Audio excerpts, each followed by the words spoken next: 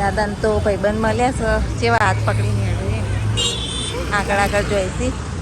તો guys reels બનાવતા બનાવતા અહીંયા મેં વિડીયો શૂટ કરી લીધો અને જુઓ અમુક કેરીઓ તો કેવી મસ્ત મજાની પાકી ગઈ. કોના કોના મોઢામાં પાણી આવ્યું કમેન્ટમાં લખજો.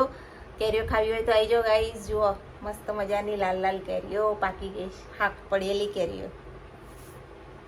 ઘઉં લઈને આવ્યા પછી જપ્યા નહીં, આખો દિવસ કામ કર્યું છે આજે વાડાની સફાઈ.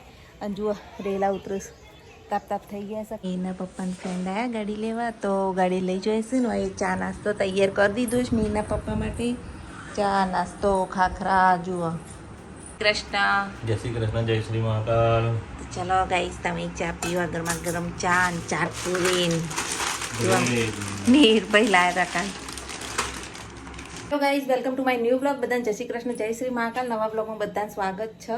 તો જુઓ ઘઉં અત્યારે હવે આટલા પડ્યા છે, હવે ઘઉં થઈ રહ્યા છે.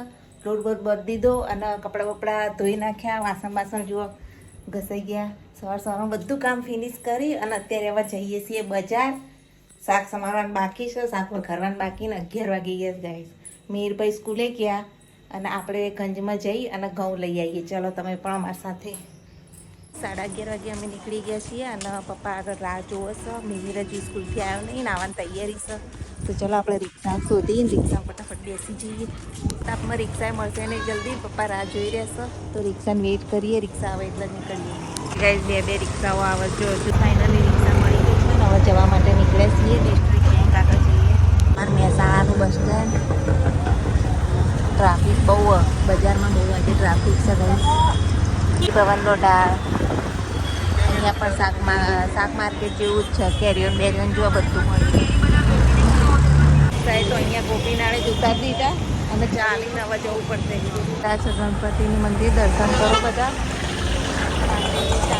દર્શન કરી લીધા ને પપ્પા આગળ ઉભા રહ્યા છે. તો ચાલો આવી ગયા છીએ મારા એરિયામાં. જો રાહ જોઈ રહ્યા છો. ચાલો હવે નીકળીએ પપ્પા જોડે શોપિંગ કરવા. બેંકમાં પૈસા ઉઠાવવા આવ્યા હતા એટલે પૈસા ઉઠાવ્યા ને હવે જઈએ ઘઉં લેવા. જોડે આ રીતે પહેલી વાર શોપિંગ કરવા આવ્યા છીએ. જુઓ પપ્પા આગળ આગળ જાય ને આપણે પાછળ પાછળ. દાદાને તો ભાઈબંધ મળ્યા છે, જેવા હાથ પકડીને હેડે આગળ આગળ જોઈશી. રિક્ષા મળી જશે જઈએ. અહીંથી જવાનું 5 લીંબડી. જુઓ કૃષ્ણનો ઢાળ એરિયા અમારા મહેસાણાનો. અમે આવી ગયા છીએ ઘઉં લેવા માટે. 5 લીંબડી ભાઈબંધ મળી ગયા. એ વાતો કરે દાદા. ઘઉંની શોપ આવી ગયા છીએ. દાદા હવે ભાવતાલ કરાવતી લેસી. દાદાના ભાઈબંધ જોઈએ. તારે હવે ઘઉં બહુ જોઈએ. 650 વાળા. આ કઈ એક નંબર સરબતી ટુકડી. સરબતી ટુકડી. આ તો ઘઉં જ જોજો કરવાનું. હા જોજો એ સરસ છે. એ 700 વાળા છે. 700 રૂપિયા. ઘઉં લઈ લીધા, ચોખા લઈ લીધા અને અહીંયા બધી વસ્તુઓ જો હજુ જોઈએ વસ્તુઓ મળી રહેશે. બાજરી, ઘઉં, ચોખા, દેવેલ. પેમેન્ટ કરી દીધું ને અહીંયા જુઓ લઈ લીધી છે ઓઇલની બોટલો. જોઈ લો પેલી આવી દીધી છે. ગાઈસ હવે ઘઉં આપણે જુઓ લઈ લીધા છે અને રિક્ષા લીધી. દાદા પાછળ ઘઉં મૂક્યા. ચાલો જઈએ. જુઓ હોકળ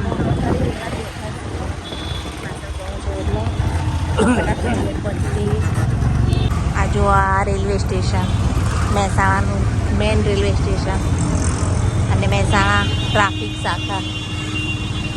વાળી જવાનો રસ્તો. જલ્દી ઘેર પહોંચી જઈએ.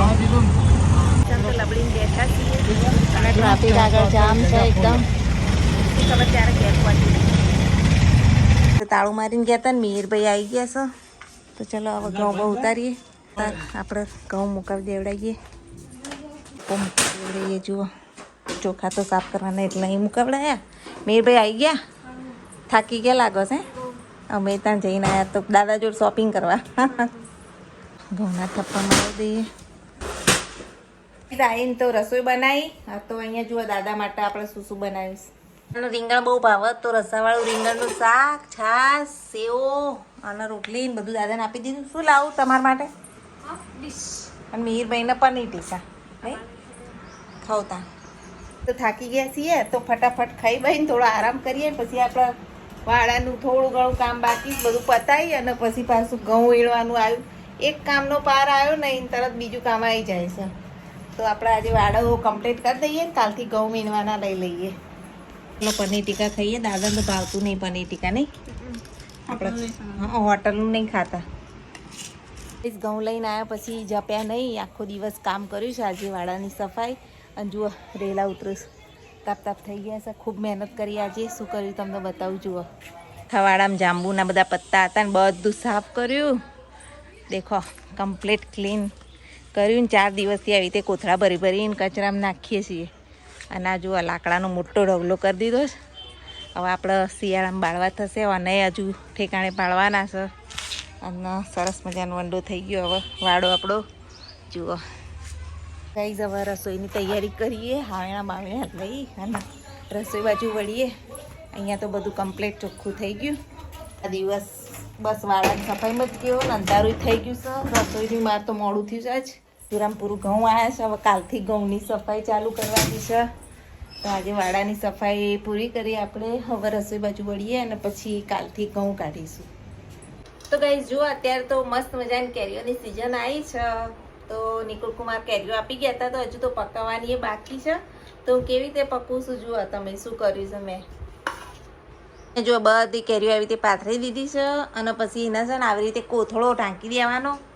2-3 દાડામાં જ કેરીઓ મસ્ત મજાને પાકી જશે. અને પછી એના ખાવાના ઉપયોગમાં લઈશું આપણે. તો ગાઈસ રીલ્સ બનાવતા અહીંયા મેં વિડીયો શૂટ કરી લીધો. અને જુઓ અમુક કેરીઓ તો કેવી મસ્ત મજાની પાકી ગઈ. કોના મોઢામાં પાણી આવ્યું કમેન્ટમાં લખજો. કેરીઓ ખાવી હોય તો આવી જાઓ ગાઈસ. જુઓ મસ્ત મજાની લાલ કેરીઓ પાકી ગઈ. હાક પડેલી કેરીઓ.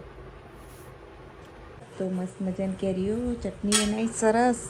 અને દાદાને મિહિરવાઈ આપી દીધું. અને આપણે અહીં બેસી ગયા છીએ. લાલ ચટણી ભાત દહીં રોટી. ચલો ગાઈસ તમે ખાવા. ગાઈસ આજનો બ્લોગ અહીંયા જ એન્ડ કરીએ છીએ. હમણાંથી ઘેર હોઈએ એટલે બહુ નાના બ્લોગ શૂટ કરી શકીએ છીએ. હજુ ઘઉં વીણવાના બાકી છે. ને આ બાજુ નવા માટલા આવી ગયા છે.